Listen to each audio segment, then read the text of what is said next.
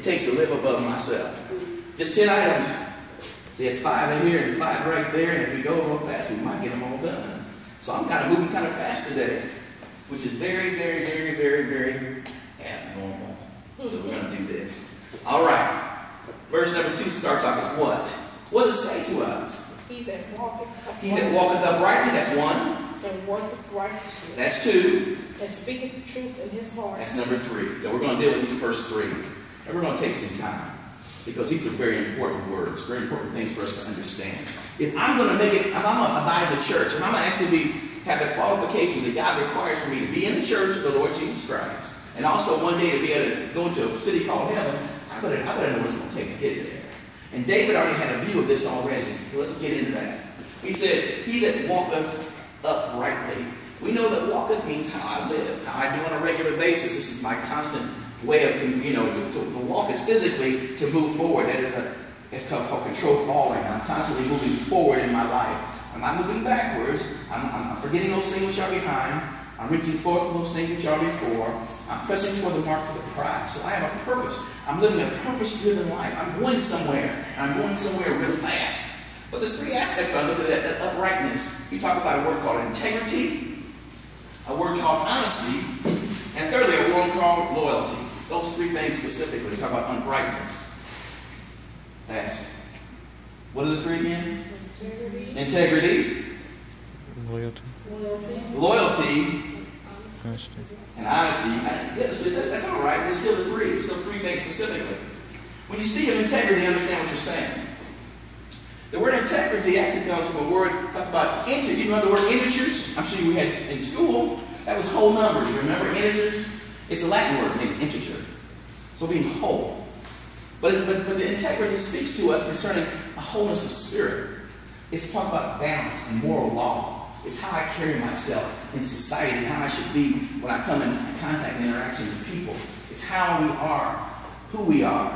A person without integrity is called two-faced. A person with integrity stands, and they're whole, and they're solid, and they're consistent. They don't change because of this situation or that situation, because they standing on the truth that they understand. What they read and know for sure, they stand on it, and they are consistent. See, and that's what we have to be. We have to walk in integrity. It's a shame when you see people that don't have any integrity. They have a base way of living that aren't concerned about themselves, about how they look and how they feel, how they dress and how they present themselves. But you know what? It's all about appearance, y'all. We do in a world that dwells totally with appearance, that looks at us on a regular basis and evaluates us based upon what they see before they even hear what you got to say. So if you don't have the right appearance, immediately they discard you, and they will judge you based solely upon what they see. Now we know that God doesn't look at the outer appearance; God looks at the heart. But man doesn't look at the heart. Man looks at what they see. So I see you across the room, and immediately certain things conjure up in my mind. Certain stereotypes immediately hit my mind. I'm motivated primarily by what I see. And then what you say is always tainted by what I see. I had a good example of that, and you say, well, I don't know about that. Well, I had a situation that me and my son were sitting one day and watching a TV show. And they actually said a list of numbers. And then they came back and they like 20 seconds later said the same list of numbers.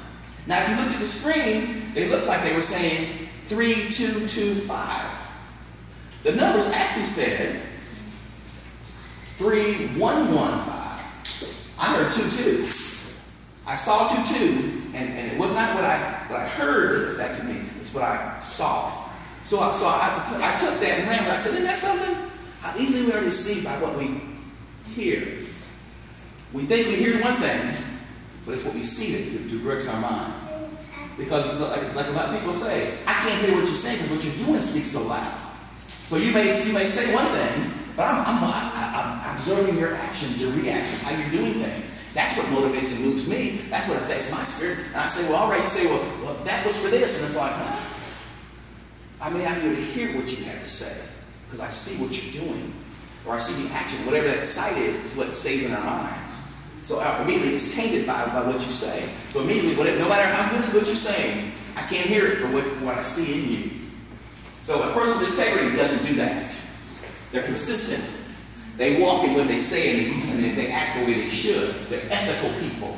That means they have a moral standard about how they carry themselves. They don't allow themselves to be duped into being something less than what they are. And because of how they stand in a way that is respected. You know, people respect people that are truly, you know, I mean, you got integrity. People like integrity. People like to see people that say, this is what it is, period. You know, and based it upon this, and this fact, they love it. Don't we? I love it to death. The next thing would be honesty. An honest person is just what it appears to be. An honest person is somebody that is straight real. Straight real. To some of us that are tuned to this kind of language. The other way would say, without deceit. I'm not trying to be cunning.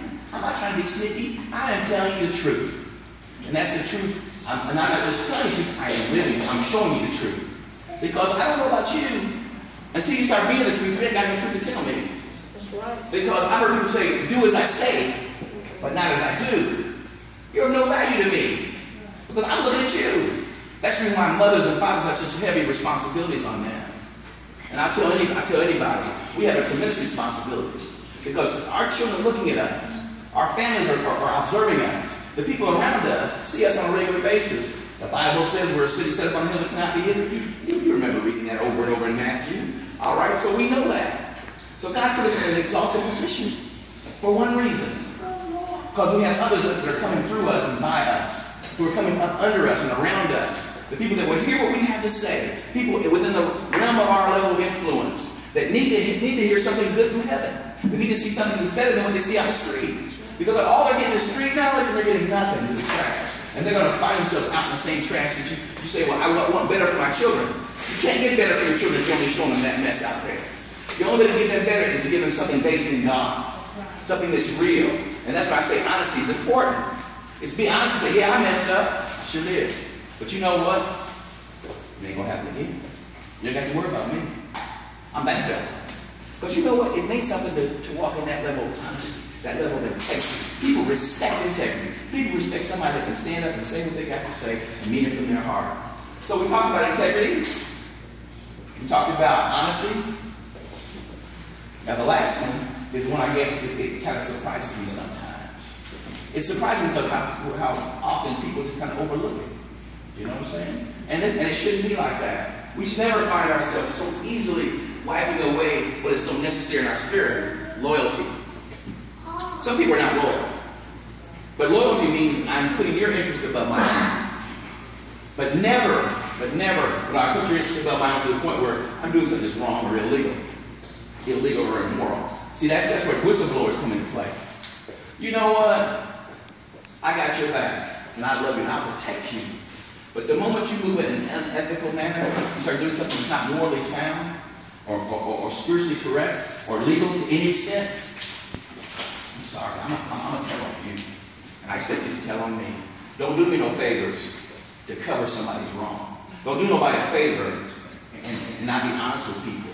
Do somebody a favor. Show true loyalty. I'm with you. But you know what? When you mess up, you just messed up. Together we stand. Only place you get out of your fall is when you fall in the wrong way. When you fall in the right way, I'm with you. I'm going down with you. And I'll stand up with you. And I'll be there with you. That's called loyalty. The only time it's bad is when people aren't being honest about who they are. When people are hypocritical and phony. You know, the Bible says the hope of a hypocrite shall perish. When it comes to loyalty, we should be able to stand with one another, encourage one another, lift one another. When I find myself being manipulated by those around me simply because of influence or because someone may have a higher rank or a position, so I'm going to immediately kind of not kind of be as close to them because of this other individual, I miss God's mind. Absolutely. Because I've got a rank or position, I've got to fall into a thing called respected persons. Now because this person's here, I got to do this. Now when they're not here, I do this. But when they're here, I got to do this because, you know, the king's here, the prince is here. You know, I got to, you know, whoever, don't want to give us any high title, any individual you think that he's so much in your eyes. Maybe not nobody else's, but in your eyes. Whenever we do that, we misrepresent the mind of God. And God is not pleased with that kind of a spirit. And that's not called loyalty. That's called disloyalty. And that's a disgrace, because we should be able to be the same all the time.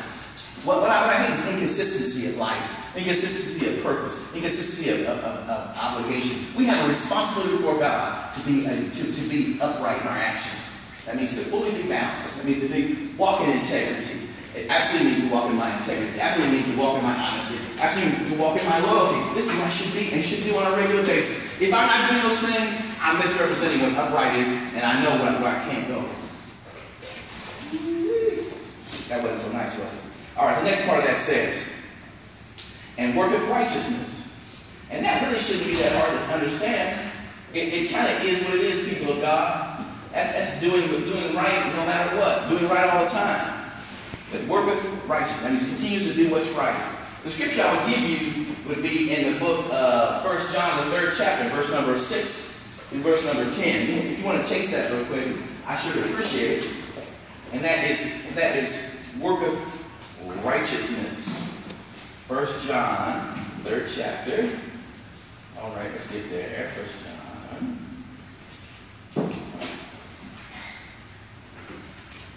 The 3rd chapter, and verse number, I said 6 through 10, which is a long way, but I think it'll help a little bit. Verse number 6 says, whosoever abideth in him sinneth not. Whosoever sinneth hath not seen him, neither known him. That's pretty direct, isn't it? All right. Now, what's it actually saying to us today? Abideth means to continually abide in their sin. And this is what we should not be. Now, let me explain something. Can anybody say they do not sin at all? Raise your hand. Thank you. No, he said sinneth. Sinneth is the practice of or continuing my sin. That's my master passion. That's what see, it's easy to say, well, I just don't lie, don't steal, don't cheat, don't do those things. But I got a problem over here. And I just can't seem to leave Susie alone. Or I can't seem to leave this other thing alone. Whatever the other thing is. You know what it is in your own life. See, that's your master passion. And see, whoever abideth in God, they don't do that. See, they don't let their master passion rule them. Because the scripture says in Romans 6 and 6, shall we continue in sin that grace may abound? He said, God forbid. How should we that are dead to sin live any longer therein? So I should be able to have victory over my struggle, my issue, my master passion. I should let my master passion run me. I should be able to run my own boat. You know what I'm saying? Jump on my own car and drive my own car, not let my passion drive my car. I should be able to I should be able to live a life comfortable because I know who I'm serving. I know who's got the wheel. When I can't handle it, Jesus got me. When I can't do it, he's going to take care of it. So I don't have to look to anything else but to him, and he's going to make a way. Does that make sense? I sure hope so. Let's go a little farther. So